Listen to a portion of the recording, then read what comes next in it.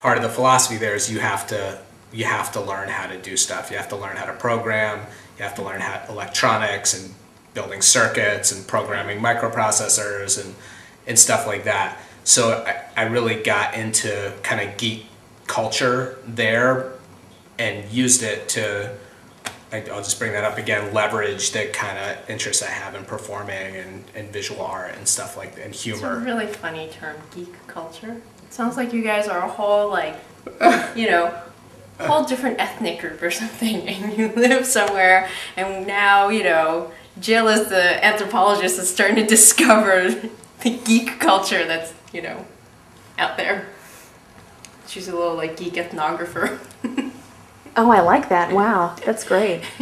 So I tell you what, Matty, how would, you know what, before I answer that question, I'm sorry to interrupt myself, but it's burning in my brain. Could someone please comment on Jonathan's throbbing boil? I'm going to get the t-shirt, actually, so we can get a visual. Yeah, hold on, let me get you the t-shirt. Hang on a second. Oh, yeah. Oh. And just for context, actually, I don't want to steal your thunder. Would you share a little bit about what in the heck that is? Sure. So Jonathan's Throbbing Boil was more than just an internet radio show. It was, for a while, a way of life that I fomented at the Interactive Telecommunications program at New York University.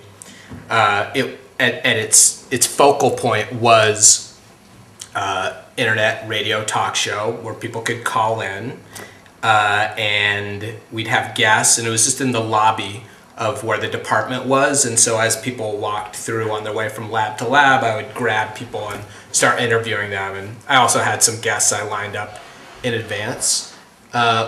We had a product line that included Jonathan's Throbbing Boil. She's modeling it. Hand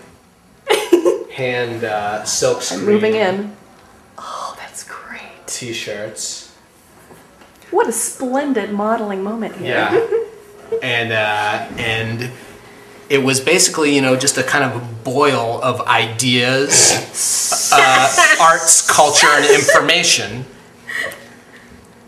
Oh, that's so great. Really, it was just about the boil of ideas. That's right, the boiling over. And you created this little animation that was about lancing the boil, Jonathan. That's true. You could click a button on the website that said "Lance the Boil." And then there's this little, like, you know, and a visual peach-colored mound that shows up. And then there's this little pointy gray thing that comes in and goes, "No!" And then you hear this voice in the background going, "No, no!"